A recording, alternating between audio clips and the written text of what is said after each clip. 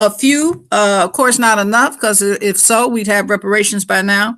But we have filed lawsuits. We've worked with various committees and commissions around the Tulsa lawsuits, slavery disclosure audit ordinance have been filed. Unfortunately, Irie couldn't get on because Philadelphia did that, as well as Chicago and I believe New Jersey. And then Brother Conrad mentioned the UN Conference Against Racism in Durban. And that was very powerful for all of us who were there, and being able to interact with our brothers and sisters throughout the world who understood our quest for reparations. And in fact, the UN came out and said that the transatlantic slave trade was a crime against humanities and that reparations are due. And so most people of the world understand that. Now, of course, the U.S. walked out of many of the talks there while we were there, but we felt very empowered by the people who supported us of other nations, and that was I feel a grand victory. I'm sure anybody that was there. And the next year, of course, we were in Barbados, and the Barbados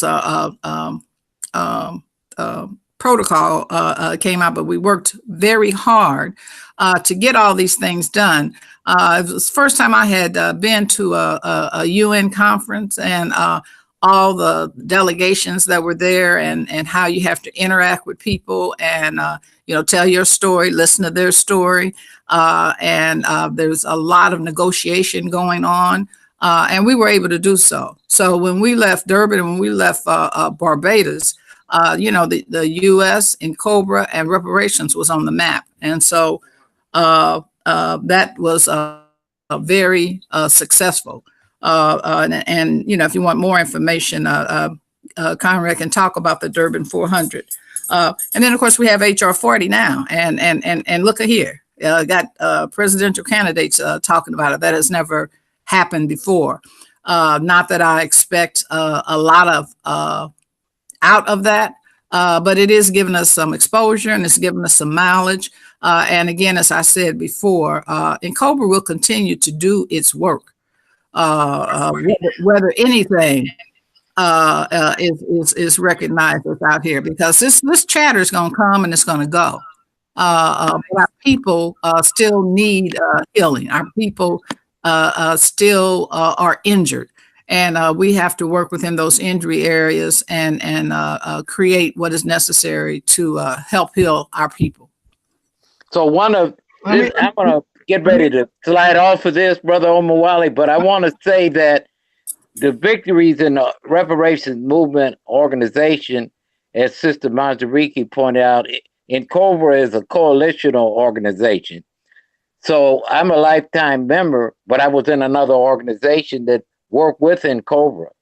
And so on the way to Durban, we worked with another organization, the December 12th movement out of Brooklyn, New York, which helped organize what we call the Durban 400, where almost 400 brothers and sisters went to the UN World Conference. I think I may have it. And many NCOBRA members were a part of that effort.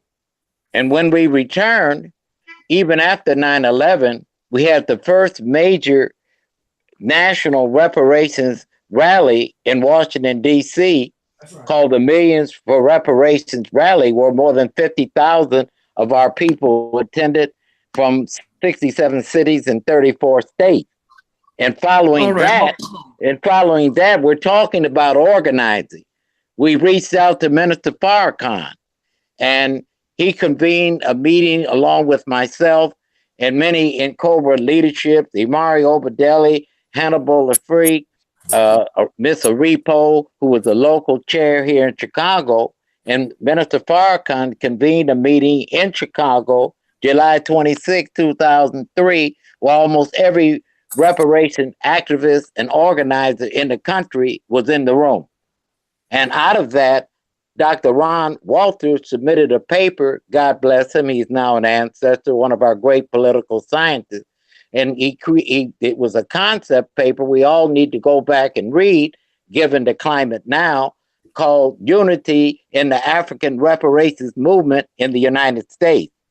And he coined a concept that he had gotten out of South Africa called the Indaba, the big sit down.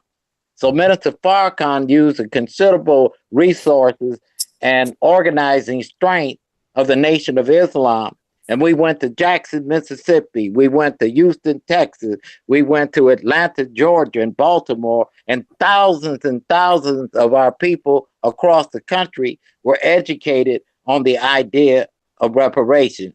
So I just wanted to kind of point that out, not to mention what Mashariki was talking about in the slavery era ordinances that were put in local cities across the country, not to mention the lawsuit that was initiated by Deidre Farmer Pellman going up against major corporations had tied to slavery, in which it was a federal lawsuit that was consolidated in federal court here in Chicago.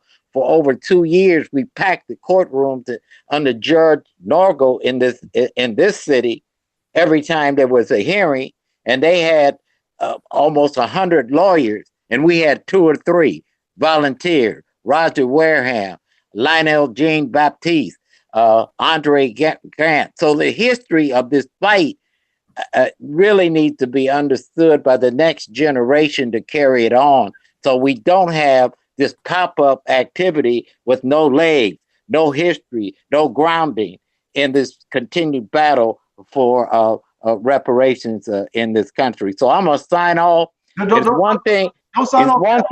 I want to ask you one last question before you sign off. Just one last question.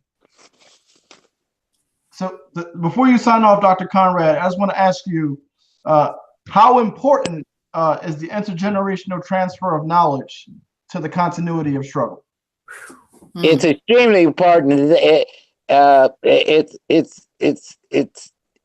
at the core of what needs to happen from one generation to the next generation to the next generation.